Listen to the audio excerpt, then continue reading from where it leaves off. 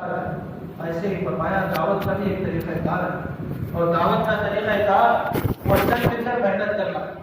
مثال دے کر سمجھایا گیا ہے کہ جیسے نماز ایک فریضہ ہے اور اس کے ادا کرنے میں آدمی کا بدن استعمال ہوتا ہے، آدمی کے اعضاء حرکت کرتے ہیں، ایسے ہی دوستو عزیزوں دعوت میں بھی اپنے بدن کو استعمال کرنا ہے، دعوت میں بھی اپنے اعضاء کو حرکت میں لانا ہے۔ اسی لیے حضرت صاحب کو محفوظ ہے، فرماتے ہیں کہ کان میں بانٹ ڈالنا یہ تبلیغ کہ ہم نے کسی تک بات سے پہنچا دی، فون کے ذریعے سے پہنچا دیا، کسی آلات کے ذریعے سے، خط کے ذریعے سے، تحریر کے ذریعے سے۔ فرمایا کہ تحریر مؤثر نہیں ہے بلکہ تحریک مؤثر ہے، یعنی آدمی حرکت کرے، یہ چیز مؤثر ہے، لکھ کر بھیج دے۔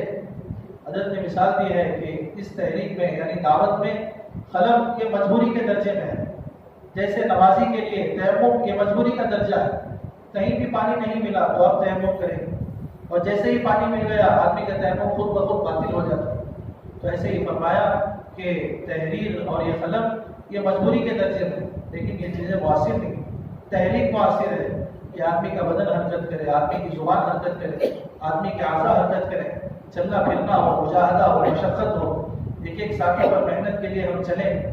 دوستو عزیزوں کس طرح اللہ کے نبی صلی اللہ علیہ وسلم دور دور تک چلتے تھے، بڑے مجاہدے کے ساتھ چلتے تھے، گرمی ہو، سردی ہو، بارش ہو، تھکتے تھے، اپنے آپ کو دعوت میں تھکاتے تھے۔ فرمایا ایسا اگر ہم بھی مجاہدہ اختیار کریں گے، فرمایا داعی کا مجاہدہ وہ مروع کی ہدایت کا بھی ذریعہ ہوگا۔ اگر ہم محنت میں مجاہدہ اختیار کریں گے، ہماری محنت مجاہدے کے ساتھ ہوگی تو پھر وہ سامنے والوں پر اثر کرے گا۔ اس لیے دوستو عزیزوں دعوت کا جو طریقہ کار ہے اس طریقہ کار کے خلاف اگر دعوت دی جائے گی تو فرمایا وہ دعوت مؤثر نہیں ہوگی، وہ دعوت نہ اپنے لیے اثر کرے گی نہ سامنے والے کے لیے اثر کرے گی۔ اس لیے ہمیں دعوت کو سنت طریقے پر کہ ہماری بات کا پہنچانا وہ مجاہدے کے ساتھ، محنت کے ساتھ، قربانی کے ساتھ، جیسی قربانی ہوگی، جیسا مجاہدہ ہوگا ویسا وہ دعوت ہمارے لیے بھی مؤثر بنے گی اور سامنے والوں کے لیے بھی مؤثر بنے گی۔ اللہ کے نبی صلی اللہ علیہ وسلم کا دعوت کا جو باب ہے حیات الصحابہ میں، اس کو ہم پڑھیں کہ کس طرح اللہ کے نبی نے کس مجاہدے کے ساتھ، کس قربانی کے ساتھ لوگوں کو دعوت دیا۔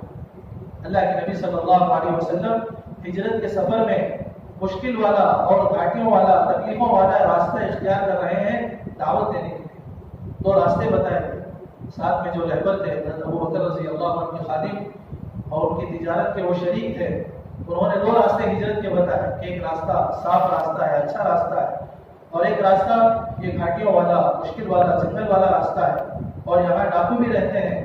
تو اللہ کے نبی صلی اللہ علیہ وسلم نے خاص کر ان ڈاکوؤں کو دعوت دینے کے لیے جنگل کا راستہ اختیار کیا۔ دوستو عزیزوں یہ اللہ کے نبی کی دعوت کی فکر مجاہدہ تھا، یہ محنت تھی۔ اب اللہ کے نبی نے سفر کیا، اس راستے میں ان دونوں کو سمجھایا تو وہ دونوں ڈاکو مسلمان ہو گئے۔ تو یہ اللہ کے نبی کی محنت، یہ اللہ کے نبی کی قربانی، یہ مجاہدہ ان کے ایمان لانے کا ذریعہ ہو۔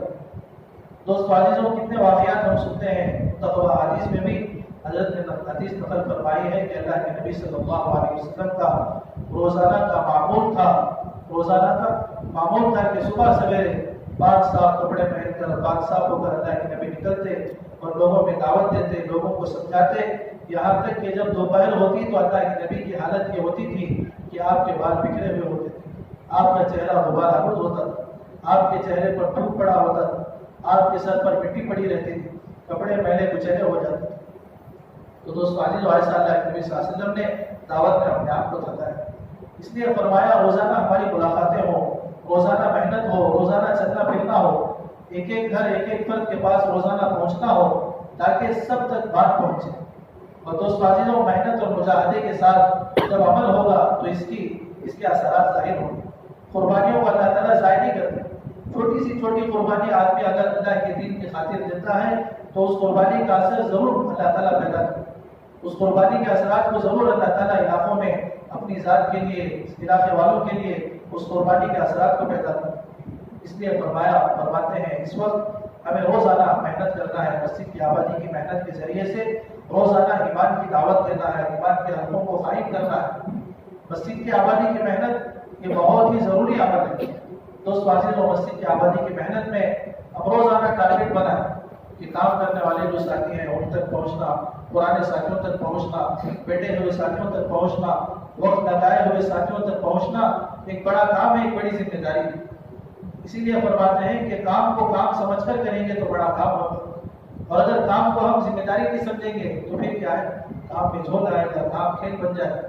इसलिए दोस्तों, इस जिम्मेदारी का एहसास पैदा करना है, इस जिम्मेदारी को अपने ऊपर ओढ़ना है और मेहनत में लगना है। फरमाया ये जो हमारा पुराना अमला होता है, जो वक्त लगाकर बैठ जाते हैं, ये असल हमारा सरमाया है। जैसे ताजिर का असल सरमाया होता है, अगर सरमाया खत्म हो गया तो पूरी तिजारत खत्म हो जाएगी, और सरमाया वो असले माल होता है, अक्सुल माल होता है। तो ऐसे ही फरमाया दोस्तों, ये जो हमारे पुराने साथी हैं जो वक्त लगाकर बैठ जाते हैं, फरमाया ये हमारे काम का सरमाया है। आदमी अपने नुकसान को नुकसान समझता है, लेकिन दीन के नुकसान को नुकसान नहीं समझता। ये फरमाया बड़ी कोताही है। इसलिए जो बैठे हुए साथी हैं, जो पुराने साथी हैं, उन तक हम पहुंचकर उनको काम में लाने की फिक्र करें, मेहनत करें, बात उन तक पहुंचाएं। फरमाया बहुत सारे साथी किसी आज़ार की वजह से या किसी मुश्किल की वजह से, किसी काम की वजह से बैठ जाते हैं। फरमाया पुराने साथियों के पास पहुंचकर हम उन्हें उनकी कुर्बानियां याद दिलाएं। अल्लाह के नबी सल्लल्लाहु अलैहि वसल्लम कभी मामूल था, कई मरतबा अपने सीरत में वाक़या पढ़ा है, सुना है कि हज़रत हातिब रज़ी अल्लाह अन्हु बड़ी गलती हो गई, अल्लाह के नबी सल्लल्लाहु अलैहि वसल्लम के राज को फाश कर दिया, कुफ़ार तक अल्लाह के नबी की बात को पहुंचा दिया। हाल ये था कि हज़रत उमर रज़ी अल्लाह अन्हु ने कहा, अल्लाह के नबी इजाज़त दे, मैं अभी जान ले लूँगा, अभी इनकी गर्दन अलग कर दूँगा। तो अल्लाह के नबी सल्लल्लाहु अलैहि वसल्लम ने हज़रत उमर रज़ी अल्लाह अन्हु से कहा कि रुक जाओ, ज़रा इनकी कुर्बानी पर गौर करो। ये जो सहाबी हैं, ये बदरी सहाबी, और बदर वालों का मकाम अल्लाह के नज़दीक बहुत ज़्यादा है। ऐसा मकाम है कि बदरी सहाबा के अजर को, उनके मकाम को बाद वाले नहीं पहुँच सकते। अल्लाह के नबी ने उनकी कुर्बानी रखी। ऐसे ही फरमाया कि हम साथियों की कुर्बानियों को नज़रअंदाज करें, साथियों की कुर्बानी याद दिलाएं कि आपने खुला वक्त में ऐसा काम किया था, ऐसी मेहनत की थी, आपने खुला वक्त में ये मेहनत की थी, ऐसा काम किया था। दोस्तों अजीज़ों, कुर्बानियों को याद दिलाएंगे तो उनके अंदर एहसास पैदा हो, उनके अंदर फिक्र पैदा हो, फिर क्या है, उनका काम में चलना आसान। इसलिए फरमाया काम ये सबको लेकर चलने का है, काम इज्तिमाइयत के साथ होता है कि जितनी इज्तिमाइयत होगी उतनी अल्लाह की मदद होगी। तफसील से ये बातें हज़रत ने किताबों में लिखी है, बयानात में, कि दो चीज़ें बहुत ज़रूरी हैं काम के लिए, अल्लाह की गैबी मदद के लिए, अल्लाह की नुसरत के लिए। एक तो इन्फिरादी दावत है और एक इज्तिमाइयत है। इन्फिरादी दावत के मुताबिक दोस्तों अजीज़ों, एक वाक़या नकल किया है, हयातुस सहाबा में भी हज़रत ने नकल किया कि अल्लाह के नबी सल्लल्लाहु अलैहि वसल्लम ग़ज़वे में गए थे, वापसी पर पूरी जमात ने रुकने का इरादा किया। एक मकाम पर अल्लाह के नबी का क़याम रहा, मुख्तलिफ जगहों पर साए को तलाश करते हुए सहाबा निकल गए और आराम करने लगे। अल्लाह के नबी सल्लल्लाहु अलैहि वसल्लम एक तरफ के नीचे आराम करने लगे। अचानक देखा कि एक मुशरिक अल्लाह के नबी की तलवार को सौंप दिया है और कह रहा है कि आपको मुझसे कौन बचाए। अल्लाह के नबी सल्लल्लाहु अलैहि वसल्लम ने पूरे इत्मीनान के साथ जवाब दिया कि अल्लाह ही मुझे बचाए। इतना सुनना था कि वो घबरा गया और उसकी तलवार पीछे गिर गई। अब अल्लाह के नबी सल्लल्लाहु अलैहि वसल्लम ने तलवार को हाथ में ली और उससे पूछा कि बता तुझे मुझसे कौन बचाए। दोस्तों अजीज़ों बुजुर्गों, नकल किया है कि अल्लाह के नबी सल्लल्लाहु अलैहि वसल्लम ने जो बात उससे पूछी कि बता तुझे मुझसे कौन बचाए, फरमाया ये डराने धमकाने के लिए नहीं था, बल्कि उसको दावत देना मकसूद था, इसीलिए फरमाते हैं असल इज्तिमाइयत ये है, असल अल्लाह की गैबी मदद ये है कि मुखालिफ या तो रास्ते से हट जाए या फिर हम बात को कबूल करें। ये फरमाया असल गैबी मदद। गैबी मदद के वाक़यात हज़रत ने हयातुस सहाबा में बहुत बयान किए हैं कि कैसी कैसी सहाबा के साथ गैबी मददें हुई हैं, फरिश्तों के ज़रिए से, पानी के ज़रिए से, और फिर माल में, चीज़ों में बरकत के ज़रिए से, हवाओं का मुस्तक़र होना, पानी का मुस्तक़र होना, बहुत सारे गैबी मदद के असबाब हज़रत ने जमा फरमाए हैं। लेकिन दोस्तों अजीज़ों, गैबी मदद साथ साथ इसको भी कहते हैं, असल गैबी मदद यह है कि हमारा जो मुखालिफ है या तो वो हमारी हर बात कबूल कर ले या तो फिर वो हमारे रास्ते से हट जाए। इस वाक़े को नकल करके फरमाया है कि जब अल्लाह के नबी ने उसको दावत दी तो उसने इनकार कर दिया, दावत को कबूल करने से इनकार कर दिया। अल्लाह के नबी ने उससे पूछा क्या तेरे अंदर इस्लाम के मुताबिक कोई रग़बत है, खैर की बात को कबूल करने की तेरे अंदर कोई रग़बत है, तेरे अंदर कोई चाहत है? तो उसने इनकार कर दिया। फरमाया मैं इस्लाम कबूल नहीं करूँगा, آپ کی خیر کی بات کو قبول نہیں کروں گا، لیکن اس نے پھر وعدہ بھی کیا کہ میں آج کے بعد آپ کی مخالفت بھی نہیں کروں۔ فرمایا یہ اصل چیز ہے، یا تو آدمی آپ بات کو قبول کر لے یا تو پھر مخالفت سے بچ جائے، مخالفت سے دور ہو جائے۔ فرمایا یہ انفرادی دعوت کے ذریعے سے اجتماعیت پیدا ہوتی ہے، اور اجتماعیت کے ذریعے سے اللہ کی غیبی مدد آتی ہے کہ مخالفین اپنا راستہ ہٹا دیتے ہیں، مخالفین اپنی مخالفت ختم کر دیتے ہیں، یا پھر مجبور ہو کر حق بات کو قبول کر لیتے ہیں۔ منتخب احادیث میں حدیث نقل کی ہے کہ اللہ کے نبی نے ایک صحابی کو بھیجا ایک مشرک کے پاس دعوت دینے کے لیے۔ وہ صحابی گئے اور ایمان کی، اللہ کی دعوت دی، تو اس نے پوچھا کہ تمہارا یہ جو معبود ہے جس کی تم دعوت دے رہے ہو، یہ سونے چاندی کا بنا ہوا ہے یا پیتل کا بنا ہوا ہے یا تانبے کا بنا ہوا ہے؟ تو یہ واپس آ گئے۔ پھر اللہ کے نبی نے کہا جاؤ دوبارہ دعوت، پھر گئے اور اس کو دعوت دی، تو اس نے بھی دوبارہ یہی بات کہی کہ یہ تمہارا جو معبود ہے یہ سونے چاندی کا بنا ہوا ہے یا تانبے کا پیتل کا بنا ہوا ہے؟ یہ پھر آ گئے رخصدہ ہو گئے۔ پھر تیسری مرتبہ گئے دعوت دی، تو پھر اس نے تیسری مرتبہ بھی یہی کہا۔ پھر دوستو عزیزو اللہ کی طرف سے اس کا ایسا خاتمہ ہوا کہ بجلی آئی اور اس کے پورے اس کے کام کو تمام کر دیا۔ تو ایسے فرمایا کہ دعوت کے ذریعے سے یا تو حق بات قبول کی جاتی ہے یا پھر مخالف اپنا راستہ ہٹا دیتا ہے، اللہ تعالیٰ اس کا کوئی انتظام کر دیتے ہیں۔ ایسے دوستو عزیزو بزرگوں، دعوت یہ بہت ضروری چیز، اس لیے ہمیں اہتمام کے ساتھ دعوت میں لگنا ہے۔ انفرادی دعوت خاص طور پر اس وقت کہہ رہے ہیں کہ انفرادی دعوت خوب ہم روزانہ اللہ کے نبی صلی اللہ علیہ وسلم ایک سفر میں ایک دیہاتی کو، عرب یعنی دیہات میں رہنے والے کو بلایا اور کہا کیا تمہارے اندر خیر کی بات کو قبول کرنے کا کوئی جذبہ ہے؟ کیا تم ہماری طرف سے خیر کی بات کو قبول کرو گے؟ تو انہوں نے کہا کہ خیر کی بات کیا ہے؟ اللہ کے نبی نے کہا لا الہ الا اللہ محمد رسول اللہ، اس بات کی گواہی دو کہ اللہ کے سوا کوئی معبود نہیں اور میں محمد صلی اللہ علیہ وسلم اللہ کا رسول ہوں۔ تو انہوں نے کہا کہ اس بات پر آپ کی کیا دلیل ہے؟ آپ کی اس بات پر دوسرا کون گواہی دے گا تاکہ میں آپ کی اس بات کو قبول کروں؟ تو اللہ کے نبی نے مختلف روایتیں ہیں، ایک روایت میں ہے کہ اللہ کے نبی نے درخت کی طرف اشارہ کیا، ایک روایت میں ہے کہ کھجور کے درخت کا جو خوشہ تھا اس کی طرف اشارہ کیا کہ اس درخت میں جو خوشہ ہے کھجور کا وہ گواہی دے۔ دوستو عزیزو، جب اللہ کے نبی نے اس خوشے کی طرف اشارہ کیا تو وہ خوشہ آیا اور اللہ کے نبی کے سامنے 3 مرتبہ اللہ کے نبی کے حق ہونے کا اقرار کیا، اللہ کے نبی کے حق ہونے کی گواہی دی اور پھر چلا گیا، اور یہ ان کے ایمان لانے کا ذریعہ بنا۔ اس طرح دوستو عزیزوں، انفرادی دعوت بہت مؤثر ہوتی ہے۔ انفرادی دعوت سے آدمی کھل کر بات کرتا ہے اور سامنے والا بھی اپنے اندر کی چیز کو نکالتا ہے، اس لیے انفرادی دعوت یہ بہت ضروری ہے۔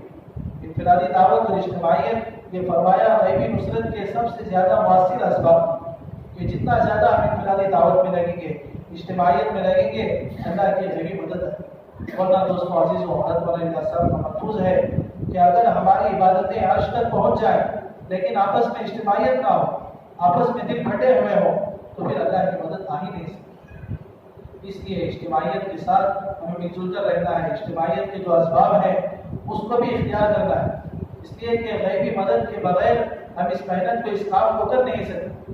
کام میں ترقی جو ہوتی ہے، کام میں جو اللہ کی مدد ہوتی ہے وہ اجتماعیت کے ساتھ ہوتی ہے، اور اجتماعیت کے اسباب کیا ہیں؟ اللہ تعالیٰ نے قرآن میں اللہ کے نبی صلی اللہ علیہ وسلم کو اجتماعیت کے اسباب بتائے ہیں۔ فاعف عنہم واستغفر لہم وشاورہم فی الامر، کہ آپس میں درگزر کرنا، ایک دوسرے کے ساتھ حسن ظن رکھنا، اچھا گمان رکھنا، اور پھر ساتھیوں کی غلطیوں کو نظر انداز کرنا اور ساتھیوں کو مشورے میں شرکت کرنا۔ فرمایا یہ سب اجتماعیت کے اسباب، کہ جتنا ہم اجتماعیت کے اسباب کو اختیار کریں گے اتنی اجتماعیت آئے۔ مشورہ یہ اجتماعیت کا ذریعہ ہے، مشورہ یہ دلوں کے جڑنے کا ذریعہ ہے۔ فرمایا اللہ کے نبی صلی اللہ علیہ وسلم کے مشورے میں ایسی وسعت ہوتی تھی کہ منافقین بھی شرکت کرتے، منافقین کو بھی مشورے میں بٹھایا جاتا۔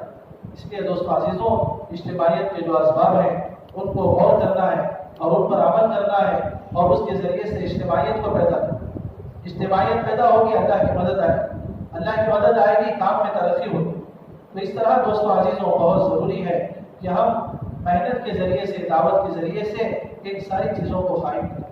یہ جو محنت ہے، یہ جو کام ہے، یہ محنت کے ذریعے سے، عزائم اور فکروں کے ذریعے سے چلتا ہے، کہ جیسے عزائم ہوگی، جیسے فکریں ہوگی، वैसे अल्लाह ताला काम, इसीलिए फरमाया कि पहले बात अज़ाइम में आती है, मेहनत में आती है, फिक्रों में आती है, फिर आदमी मेहनत में लाता है। जब मेहनत में आती है तो फिर वो बात चल पड़ती है, दुआओं के जरिए से भी उसको कबूल करवाना। ऐसा ना हो कि सिर्फ मेहनत की हद तक रहें और दुआएं हमसे ना हो। अल्लाह के नबी सल्लल्लाहु अलैहि वसल्लम का मामूल था कि जिस तरह दिन में थका देने वाली मेहनत करते थे, ऐसे ही अपने आप को रात में अल्लाह के सामने थकाते थे इबादत में और फिर दुआ में। लंबी लंबी दुआएं ये अल्लाह के नबी का मामूल था। फरमाया इतनी लंबी दुआएं मांगने का हम भी मामूल रखें कि हाथ दर्द करने लगे, इतनी देर तक हमें भी मांगना है। फरमाया हजरत फरमाते हैं कि देखो इस वक्त मेहनत में तो खूब थकाया जा रहा है, लेकिन इबादत में थकना नहीं हो रहा। हमारी नमाजें मुख्तसर हो रही, हमारी दुआएं मुख्तसर हो रही, हमारी इबादत मुख्तसर हो रही है। फरमाया किसी अमल की वजह से, इज्तिमाई अमल की वजह से हमारे जो इनफरादी अमाल है उनको हम मुअख्खर कर सकते हैं, लेकिन छोड़ नहीं सकते। इज्तिमाई अमल में लग गए, अब क्या होगा? अमल ही रुखसत में ना लिया, अमल को ही हमने छोड़ दिया। दोस्त वाजिब और वक्ती तौर पर अमल मुअख्खर कर देंगे, बात है, कष्ट है, हमारी नमाजें मुअख्खर कर देंगे, लेकिन छोड़ना नहीं। इसलिए दावत और इबादत ये जोड़ है, इस जोड़ के जरिए से हमारी दावत भी मुअस्सिर होती है। इसलिए अपने आप को इनफरादी दावत, इनफरादी इबादत के साथ हमें अपनी इस मेहनत को करना है। और दोस्त वाजिबों, खास तौर पर मस्जिद की आबादी की मेहनत में इल्म के हलकों को भी लगाना, ये इस वक्त का सबसे बड़ा तकाज़ा। हजरत की तरफ से बार बार ये बात बताई जा रही है कि हम मसाजिद में इल्म के हल्के भी कायम, इल्म के हल्के लगाएं। जो बुनियादी फराइज हैं उससे भी आज उम्मत महरूम है। बुनियादी फराइज, उसूल के बुनियादी फराइज क्या है? बुनियादी अकाइद कि जिसके बगैर आदमी का ईमान खतरे में पड़ जाता है, ऐसे अकीदों से आज मुसलमान महरूम। पता नहीं अकीदा क्या है, कौन सा अकीदा है, क्या काम करना सही है, क्या गलत है, अल्लाह के साथ कैसा गुमान रखना है, इन सब चीज़ों से दोस्तों अजीजों आज उम्मत खुश होगी। वज़ू के जो बुनियादी फराइज हैं, नमाज के जो बुनियादी मसाइल हैं, इससे आज उम्मत दूर है। फरमाया कि वो कैसे उनके अंदर एहसास पैदा हो। इसके लिए दोस्तों अजीजों, आज इस बात का तकाजा भी है कि हम मस्जिद की आबादी की मेहनत में रोज़ाना ईमान के हल्कों के साथ, दावत के हल्कों के साथ, कुरान के और तालीम के हल्के में लगाएं। सहाबा के यहाँ ऐसा मामूल था सीखने सिखाने का। अल्लाह के नबी सल्लल्लाहु अलैहि वसल्लम किस कदर एहतमाम करते थे। तो सहाबा में हम देखें कि अल्लाह के नबी सल्लल्लाहु अलैहि वसल्लम के ज़माने में सीखने सिखाने का कैसा एहतमाम होता। नए आने वाले मुसलमानों को मदीने में सहाबा किस तरह कुर्बानी के साथ सिखाया करते और किस तरह औरतें अपने घरों में मस्तूरात को सिखाया करती। घरों में मस्तूरात, वहाँ ईमान की दावत के इल्म के हल्के लगा, और यहाँ मस्जिद में सहाबा ईमान की दावत के इल्म के हल्के लगा।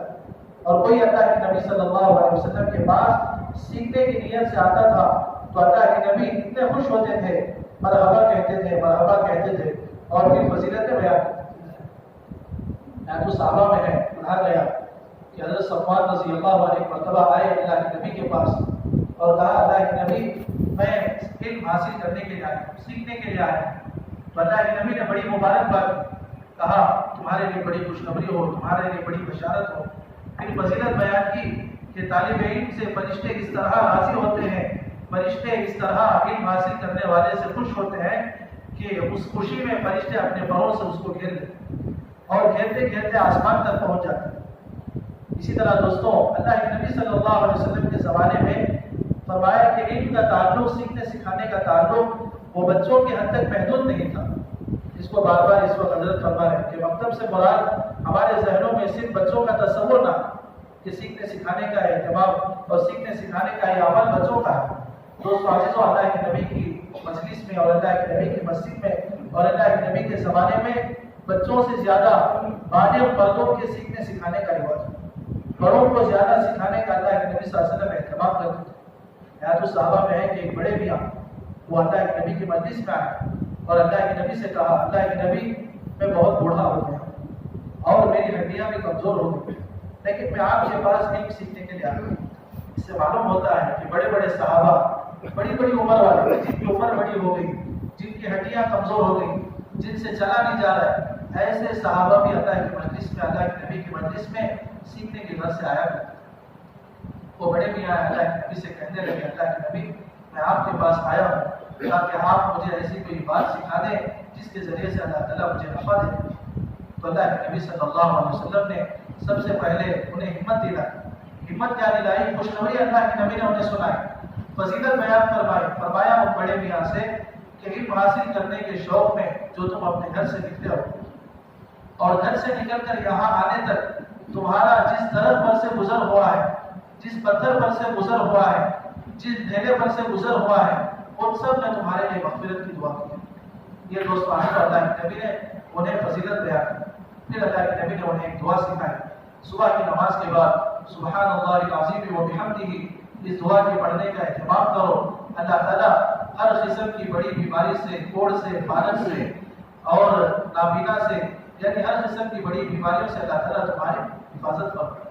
اس طرح دوستوں عزیزوں، اللہ کے نبی کے یہاں سکھانے کا اہتمام ہوتا ہے۔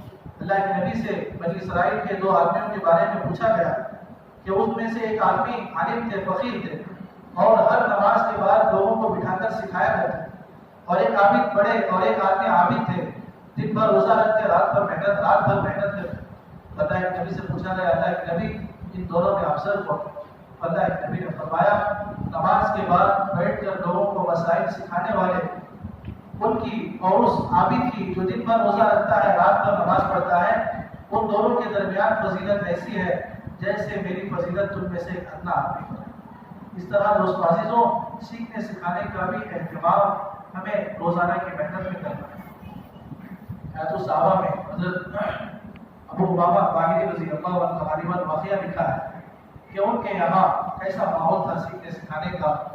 دوستو عزیزوں، واقعہ 2 پہلو ہیں، اس واقعے میں 2 باتیں ہیں۔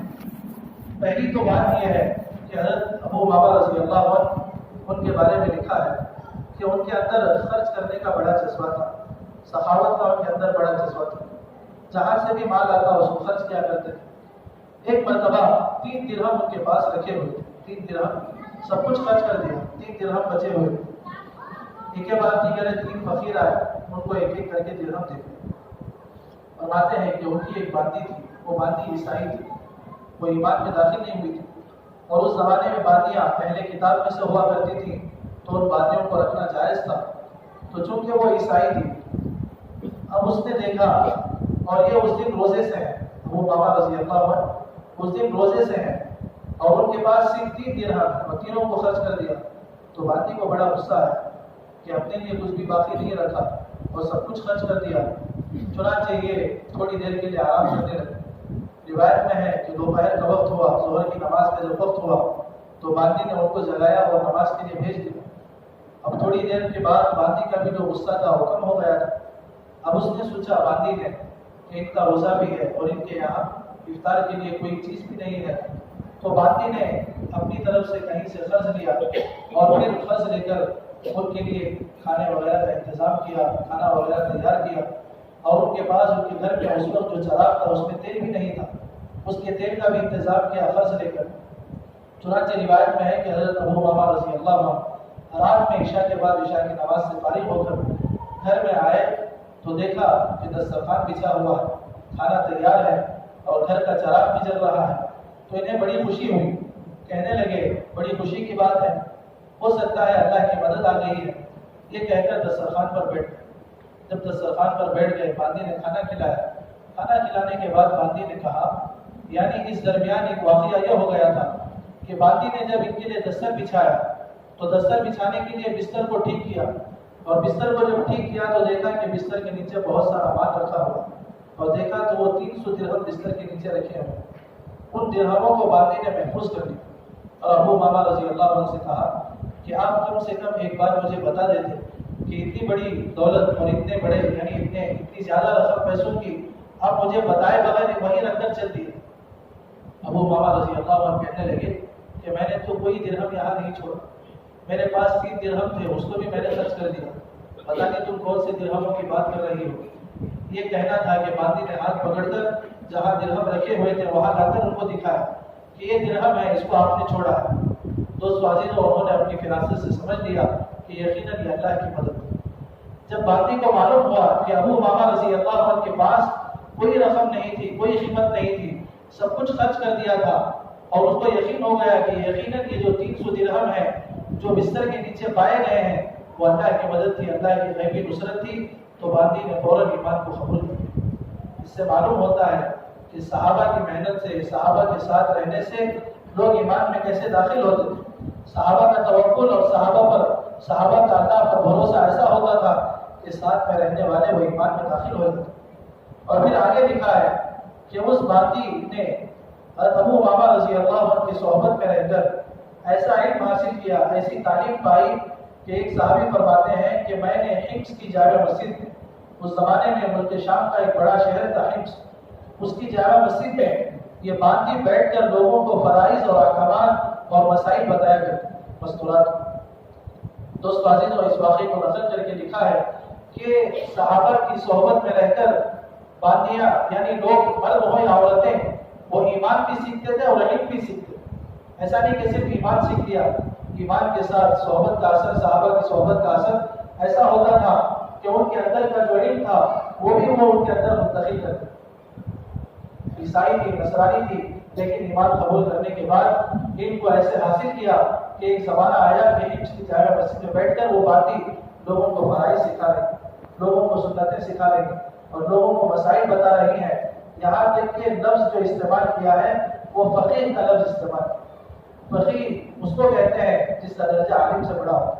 اس لیے دوستوں عزیز و بزرگوں، ہمیں بھی اپنے گھروں میں ایمان کے حلقوں کے ساتھ، اپنی مساجد میں ایمان کے حلقوں کے ساتھ تعلیم کے حلقوں کو بھی قائم کریں۔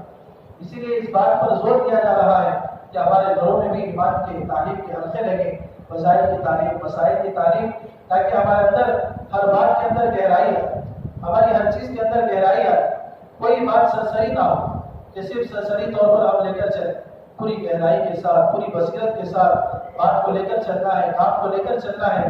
اس کے لیے تعلیم کا حلقہ بہت ضروری ہے، اور تعلیم کا حلقہ صرف بنیادی چیزوں کے سیکھنے کی حد تک نہ ہو، بلکہ روزانہ ہماری ترقی ہو، فرائض کو ہم سیکھیں، واجبات ہم سیکھیں، سنتیں ہم سیکھیں، بنیادی جو مسائل ہیں، گہرے جو مسائل ہیں ان کو بھی ہم سیکھیں، قرآن میں بھی ہم روزانہ ترقی کریں، روزانہ ہم قرآن کو سیکھتے رہیں، ایک دو آیت یاد کرتے رہیں، ایسے یاد کرتے رہیں کہ کئی صورتیں ہمیں یاد ہو، قرآن کے کئی پارے ہمیں یاد ہو۔ اس طرح دوستو عزیز و بزرگوں، ہمیں سیکھنے سکھانے کو، تعلیم کو بھی لے کر چلیں۔ فرمایا یہ اصل محنت ہے، ایمان اور علم یہی اصل محنت ہے، اور فرمایا کہ صحابہ کی سب سے زیادہ محنت ایمان اور علم کے لیے ہوا کرتی۔ اس کے لیے دوستوں صحابہ جب مقام میں رہتے تب بھی ایمان کی محنت کرتے اور علم کے حلقے لگاتے، اور جب باہر چلے جاتے تب بھی وہاں بھی ایمان کی محنت کرتے اور علم کے حلقے لگاتے۔ سیکھنے سکھانے کا اہتمام صحابہ مقام میں بھی کرتے اور باہر نکل کر بھی کرتے۔ حضرت نے بیان کیا ہے، لکھا ہے کہ یہ تعلیم کی مشغولی صحابہ کی سفر میں بھی رہتی تھی، حضر میں بھی رہتی، خوشحالی میں بھی رہتی تھی، تنہائی میں بھی رہتی۔ صحابہ خوشحال ہیں تب بھی ایمان کو سیکھ رہے ہیں، علم کو سیکھ رہے ہیں، علم کو سکھا رہے ہیں، ایمان کو سکھا رہے ہیں۔ صحابہ تنہائی میں ہے، تندرستی میں ہے، تب بھی ایمان کو سیکھ رہے ہیں، ایمان کو سکھا رہے ہیں، علم سیکھ رہے ہیں، علم سکھا رہے ہیں۔ صحابہ سفر میں ہیں تب بھی ایمان کو سیکھ رہے ہیں، علم کو سیکھ رہے ہیں، علم کو سکھا رہے ہیں، ایمان کو سکھا رہے ہیں۔ اس لیے دوستو عزیز و بزرگوں، فرمایا یہ محنت کے دو رخ ہیں، ایک تو مقامی محنت ہے کہ مقام میں رہ کر بھی مقامی اعمال کے ذریعے سے ایمان اور علم کو حاصل کرنا ہے، ایمان اور علم کو سیکھنا ہے، اور اللہ کے راستے میں نکل کر بھی ایمان اور علم کو جمع کرنا ہے، ایمان اور علم کو سیکھنا ہے۔ یہی کیا ہے؟ اصل محنت، یہی اصل کام ہے۔ اس کے لیے دوستوں مقامی محنت بھی ہے اور اللہ کے راستے میں نکلنا بھی ہے۔ ایمان کو بنانے کے لیے، ایمان کو سیکھنے کے لیے اللہ کے راستے میں نکلنا ہے اور خوب ایمان کی دعوت دینا ہے، ایمان کا ماحول قائم کرنا ہے۔ ایمان کی جیسی محنت ہوگی، جیسا ماحول ایمان کا قائم ہوگا، جیسا علم کا ماحول قائم ہوگا، دوستو عزیزوں ایسی ہمارے اندر ترقی آئے گی، ایمان مضبوط ہوگا۔ اسی لیے فرمایا کہ ہمیں علم کے لیے بھی مساجد کو اختیار ہے، مساجد میں ایمان کے علم کے حلقے لگائیں۔ فرمایا حضرت نے مثال دے کر جیسے نماز کے لیے مسجد ضروری ہے، ایسے ہی علم کے لیے بھی مسجد ضروری ہے۔ نماز کے لیے جیسے مسجد ضروری ہے، مسجد میں آنا ضروری ہے، ایسے ہی علم سیکھنے کے لیے ہمیں مسجد میں آنا ضروری ہے۔ فرمایا 600 سال تک، 600 ہجری تک، اللہ کے نبی صلی اللہ علیہ وسلم کے زمانے کے بعد 600 ہجری تک جو علم کے سیکھنے سکھانے کا ماحول تھا وہ مساجد میں تھا۔ پھر دوستوں حوادثات کی وجہ سے، تغیرات کی وجہ سے علم مسجد سے نکل گیا، لیکن اس کا یہ مطلب نہیں کہ ہم کیا ہے علم کو روک سکتے۔ دوبارہ اس وقت یہ بات کہی جا رہی ہے، ایمان کے حلقے، علم کے حلقے دوبارہ ہم مسجد میں قائم کریں، مقام میں بھی رہ کر قائم کریں اور اللہ کے راستے میں نکل کر بھی قائم کریں۔ اس لیے دوستو عزیزوں یہ بات بتائی جا رہی ہے کہ 24 گھنٹے ہم اپنی مسجد کو آباد کرنے کی فکر کریں، 24 گھنٹے ہماری مسجدیں آباد ہیں۔ جس کا جو وقت فارغ ہو وہ مسجد میں لے کر آئے، اور مسجد میں کوئی نہ کوئی عمل ہو رہا، فجر کے بعد، ظہر کے بعد، عصر کے بعد، مغرب میں، عشاء میں، رات میں۔ اللہ کے نبی صلی اللہ علیہ وسلم کی مسجد کا یہی حال تھا کہ کبھی بھی اللہ کے نبی کی مسجد کوئی ایمان کے علم کے دعوت کے حلقوں سے خالی نہیں ہوتی۔ جب بھی جو کوئی بھی اپنا وقت اور اپنی حاجت لے کر مسجد میں آتا تو وہ مسجد میں کچھ نہ کچھ پا کر جاتا۔ اس طرح دوستو عزیزوں، ہمیں اپنی مسجدوں کو 24 گھنٹے اپنے مقام پہ رہتے ہوئے آباد کرنا کہ ہماری مسجدیں 100% آباد ہو جائیں، ہر ساتھی کا تعلق وہ مسجد سے جڑ جائے۔ اس لیے فرمایا ہماری ملاقاتیں وہ ملاقات بطور نام نہیں ہے، بلکہ ہماری ملاقات مسجد کے لیے ہے کہ ہر ساتھی کا وقت مسجد کے لیے وصول کیا جائے۔ فرمایا کہ جس طرح ہم لوگوں کی تشکیل کرتے ہیں پچھلے 4 مہینے کی، ان کا نام لکھتے ہیں، ان کے وصول کرنے کی فکر کرتے ہیں، ایسے ہی عام سے عام ساتھی سے ہم مسجد کے لیے وقت ان کا وقت لکھیں، ان کا نمبر لکھیں، ان کو وصول کرنے کی فکر کریں کہ آپ نے اتنے وقت سے اتنے وقت تک مسجد میں وقت دینے کا وعدہ کیا، ظہر میں آپ نے مسجد میں وقت دینے کا وعدہ کیا۔ فرمایا جس طرح پچھلے 4 مہینے کے ساتھیوں کی وصولی ہوتی ہے، ایسے ہی روزانہ مسجد کو وقت دینے والوں کی وصولی۔ اس طرح دوستو اگر ہم نئے ساتھیوں کو وصول کریں گے، نئے ساتھیوں کو مسجد میں لائیں گے، تو اس سے ایک تو ہمارا عملہ بڑھے گا اور ہماری مسجد آباد ہوگی۔ مسجد آباد ہوگی، لوگوں کے مسائل حل ہوں گے اور محلوں میں خوشحالی آئے۔ اگر مسجد ویران ہو گئی تو لوگوں کی زندگیاں بھی ویران ہوں، محلے ویران ہو جائیں۔ اسی لیے اللہ کہ نبی صلی اللہ علیہ وسلم نے فرمایا حدیث میں جہاں 3 کام ہوں گے، مسجد کی آبادی کی محنت ہوگی، راتوں میں اٹھ کر اللہ سے مانگنا ہوگا، اس علاقے میں اس جگہ اللہ تعالیٰ اپنے عذاب کو واخر کرے۔ تو دوست عزیزوں، یہ وہ محنت ہے کہ جس کے ذریعے سے اللہ تعالیٰ ہمیں دنیا میں بھی راحت، چین، سکون عطا فرمائیں گے، عافیت عطا فرمائیں گے اور آخرت میں بھی اپنے عذاب سے بچائیں۔ اس کے لیے دوستوں ہمت کریں، ارادہ کریں کہ ہم اللہ کے راستے میں نکل کر ایمان کو، علم کو سیکھیں گے۔ اللہ کے راستے میں نکلنا یہ اللہ کا حکم ہے۔ جیسے دعوت ایک فریضہ ہے، نماز ایک فریضہ ہے، ایسے ہی دوستوں عزیزوں بزرگوں اللہ کے راستے میں نکلنا یہ بھی اللہ کا حکم، اللہ کا ایک حکم ہے۔ اللہ نے فرمایا انفروا خفافا وثقالا، ہر حال میں ہلکے ہو یا بھاری اللہ کے راستے میں نکلو۔ حیات الصحابہ میں حضرت نے لکھا ہے کہ حضرت طلحہ رضی اللہ عنہ یا ابو طلحہ انصاری رضی اللہ عنہ بیٹھے تھے اور قرآن پڑھ رہے تھے۔ جب قرآن کی آیت پر پہنچے، بہت بوڑھے ہو چکے تھے، جب قرآن کی آیت پر پہنچے تو رونے لگے اور فوراً اپنے بچوں سے کہا کہ ارے میرے لیے اللہ کے راستے میں نکلنے کا سامان تیار ہے، اس لیے کہ اللہ نے حکم دے دیا ہے انفروا خفافا وثقالا، ہلکے ہو یا بھاری، صحت مند ہو یا بیمار ہو، خوشحالی میں ہو یا تندرستی میں ہو، ہر حال میں اللہ کے راستے میں نکلو۔ چونکہ بوڑھے تھے، بچوں نے تسلی دی کہ ابا جان آپ نے تو اللہ کے راستے میں بہت سفر کیا ہے، آپ اللہ کے نبی صلی اللہ علیہ وسلم کے زمانے میں بھی چلے ہیں، ابو بکر رضی اللہ عنہ کے زمانے میں بھی چلے ہیں، عمر رضی اللہ عنہ کے زمانے میں بھی چلے ہیں، اب آپ رہنے دیں، اب آپ کے بدلے میں نکل جائیں۔ فرمایا ایسا نہیں، ایسا ہرگز نہیں ہو سکتا، تم میرے لیے سامان تیار کرو۔ چنانچہ بچوں نے سامان تیار کرایا اور ان کو اللہ کے راستے میں بھیج دیا۔ فرماتے ہیں کہ سمندر کا سفر تھا اور اسی کے درمیان ان کا انتقال ہوا اور 7 دن تک صحابہ ان کی لاش کو لے کر پھرتے تھے، کوئی جزیرہ نہیں ملا دفنانے کے لیے۔ 7 دن کے بعد ایک جزیرہ آیا، وہاں آ کر ان کو دفنایا۔ ابو ایوب انصاری رضی اللہ عنہ کے بارے میں کتنی مرتبہ آپ سن چکے ہیں کہ بیماری کی حالت میں اور انتہائی بڑھاپے کی حالت میں چلے ہیں اور جماعت کے جو امیر تھے ان سے کہا کہ میری یہ خواہش ہے، میری یہ تمنا ہے کہ تمہاری آخری منزل جہاں ہوگی وہاں تک مجھے لے کر چلو، اگر خدا نہ خواستہ درمیان میں میرا انتقال ہو جائے تو آپ کی جہاں آخری منزل ہوگی وہاں تک مجھے لے کر چلو۔ دوستو عزیزوں، اس طرح صحابہ کے اندر نکلنے کا شوق تھا۔ عمر رضی اللہ عنہ فرماتے ہیں کہ بے شک حج یہ بڑا فضیلت والا عمل ہے، لیکن اللہ کے راستے کا خروج وہ حج سے زیادہ فضیلت رکھتا ہے۔ دوستو عزیزوں، اگر ہم اللہ کے راستے میں نکلنے کو اللہ کا حکم سمجھ کر نکلیں گے تو پھر یہ ہمارے لیے نکلنا بھاری نہیں ہوگا۔ اللہ نے فرمایا الا تکفروا يعذبكم عذابا الیما، کہ تم جب تم سے کہا جائے نکلنے کو تو نکل جایا کرو، اگر نکلنے میں تاخیر ہوگی، نکلنے میں کوتاہی ہوگی تو پھر اللہ کے عذاب کا انتظار۔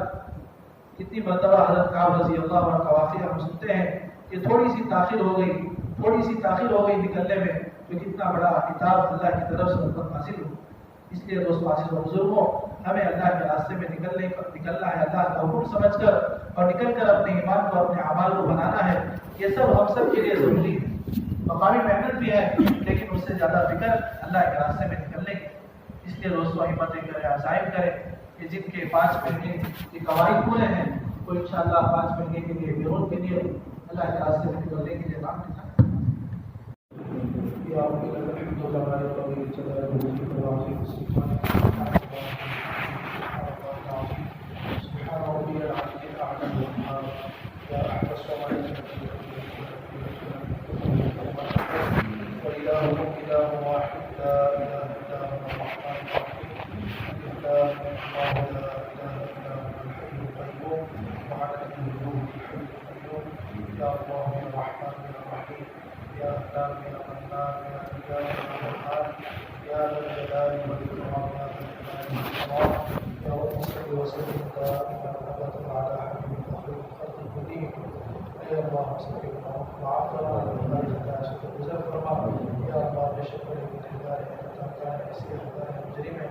اپنے بدن سے اپنے کرم سے اللہ ہم سب کو معاف فرما، اے اللہ ہمارے چھوٹے بڑے گناہوں کو معاف فرما، ہم سب کی مغفرت کے فیصلے فرما، اے اللہ گناہوں سے ہم سب کو پاک و صاف فرما، گناہوں کی رغبت ہمارے دل میں پیدا فرما، اعمال صالحہ کی رغبت ہمارے دل میں پیدا فرما، اے اللہ ان کی محنت کے سلسلے میں جو بھی کمی ہوتا ہے سود غفلت بھی اپنی مدد سے معاف فرما، اے اللہ اپنے کرم سے معاف فرما، اے اللہ ذمہ داری کا احساس ہمارے اندر پیدا فرما، اے اللہ ذمہ داری کا احساس ہمارے اندر پیدا فرما، کام کو کام سمجھ کر ذمہ داری کے ساتھ کرنے کی توفیق نصیب فرما، سستی اور غفلت سے حفاظت فرما، اے اللہ سستی اور غفلت سے حفاظت فرما، اے اللہ سستی اور غفلت سے جی چرانے سے حفاظت فرما، اے اللہ اپنے آپ کو بصیرت کے ساتھ، اے اللہ محنت کی عصمت کے ساتھ، اے اللہ ہمیں محنت میں لگنے کی توفیق نصیب فرما، اے اللہ آپ کی ذات سے ذات کے تعلق نصیب فرما، آپ کی ذات کا آنے کا یقین ہمارے اندر پیدا فرما، آپ کے وعدوں کا یقین پیدا فرما کر اعمال صالحہ میں استقامت عطا فرما، اپنے وعدوں کا خوف پیدا فرما کر برے اعمال سے ہماری حفاظت فرما، آپ کو راضی کرنے والے اعمال کرنے کی توفیق نصیب فرما، آپ کو ناراض کرنے والے اعمال سے ہماری حفاظت فرما، اے اللہ یقیناً اے اللہ یہ ہمارے اعمال کا نتیجہ ہے، اے اللہ ہم سب حالات میں مصیبتوں میں ہیں، اپنے بدل سے اپنے کرم سے ہمیں معاف فرما، اے اللہ نیک اعمال کرنے کی توفیق نصیب فرما، اے اللہ نیک اعمال کی دعوت دینے کی بھی توفیق نصیب فرما، اے اللہ اے اللہ اے اللہ ہم سب کو اپنے بھلے بندوں میں شامل فرما، مؤمنین کاملین میں شامل فرما، عباد صالحین میں ہم سب کو داخل فرما، اے اللہ ایمانی صفات سے ہم سب کو آراستہ فرما، اے اللہ اس محنت کے لیے جن صفات کی ضرورت ہے، جن اخلاق اور جن عادات کی ضرورت ہے، اے اللہ ان اخلاق سے ان عادات سے ان صفات سے ہم سب کو آراستہ فرما، حضور والے اخلاق ہمارے اندر پیدا فرما، ہر ایک کے ساتھ ہمدردی خیر خواہی مجسمہ ہمارے اندر پیدا فرما، حسن ضبط کی اے اللہ ہم سب کو توفیق نصیب فرما، اے اللہ بدگمانی سے حفاظت فرما، اجتماعیت ہم سب کے اندر پیدا فرما،